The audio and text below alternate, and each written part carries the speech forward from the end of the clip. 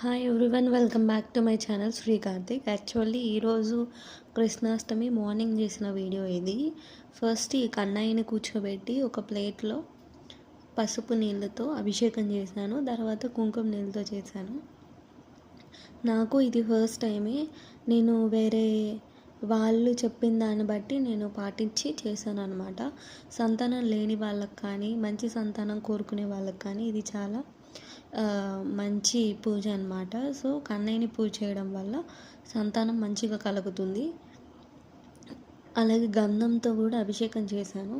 ఒక పంచపాత్రల్లో అన్నీ కలిపి పెట్టుకోండి. నేనేంటంటే ఒకే దాంట్లో పెద్ద చెంబులో తీసుకొని ఒక్కొక్కటి వేసుకుంటా చేశాను అనమాట. 5 రకాల వస్తువులతో తేనె, పాలు, పెరుగు, తులసాకుల నీళ్ళు అలా చేయొచ్చు. నేను కుంకుమ, పసుపు, తులసాకుల నీళ్ళు, గంధపు నీళ్ళు, పాలతో అభిషేకం చేశాను అనమాట.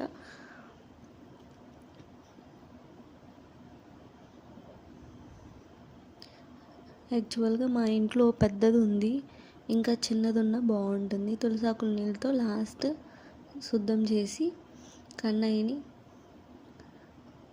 బయట పెట్టి తుడిచేసాను అనమాట. మొత్తం తుడిచి గంధము, కుంకుమ పెట్టాను అనమాట.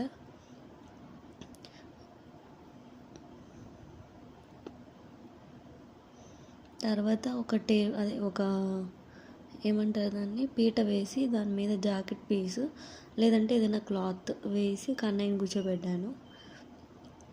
తర్వాత ఒక ప్లేట్ తీసుకున్నాను. ఇది మా పాదాలు ఎలా ఉన్నాయో కమెంట్ చేయండి.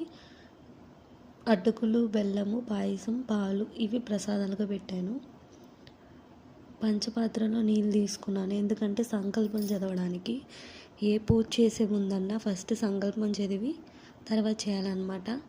అలాగే ఏ పూజ చేసే ముందన్నా ఫస్ట్ వినాయకుడికి పూజ చేసుకొని తర్వాత చేయాలి. ఒక ప్లేట్లో పసుపు తీసుకొని ముద్ద చేసి పసుపు తమలపాకు మీద పెట్టి కుంకుమ పెట్టాను. అలాగే తాంబూలం పెట్టాను అనమాట. అరటిపండ్లు, ఆకు, వక్క, కాయిన్ ఏదన్నా పెట్టాను. అలాగే దేవుడి దగ్గర కూడా పెట్టేశాను అనమాట.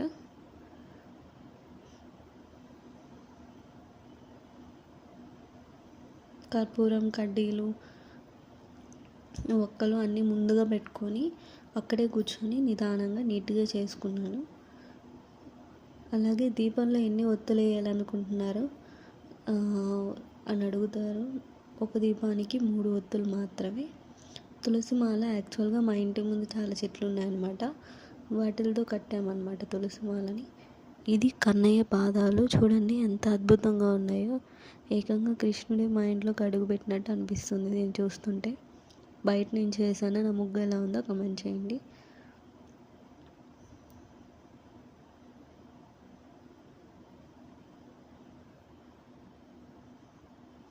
ఇది ఫైనల్ లుక్.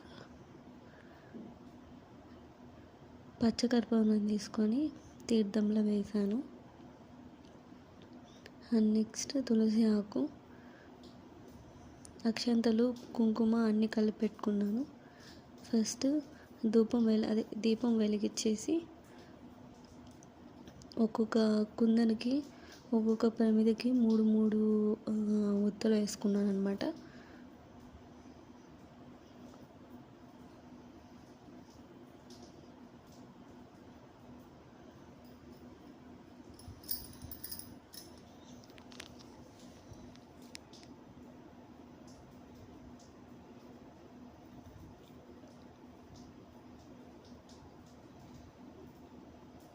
ఇలా పంచపాత్రలో పచ్చకర్పూరం వేసుకొని కలిపేసుకోండి.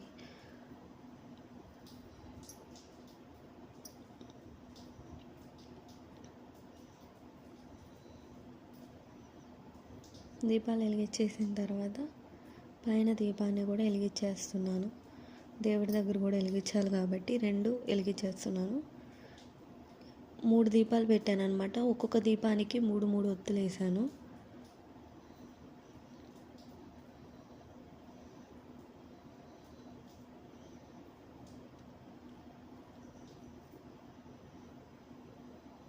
తొమ్మిది ఒత్తులు అయ్యాయి అన్నమాట.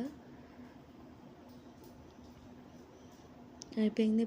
ఒక గ్లాస్ తీసుకున్నాను. అలాగే టెంకాయ కొట్టిన తర్వాత నీళ్ళు పోవడానికి, అలాగే కడ్డీలు కూడా వెలిగించేసి దేవుడి దగ్గర పెట్టేశాను అనమాట.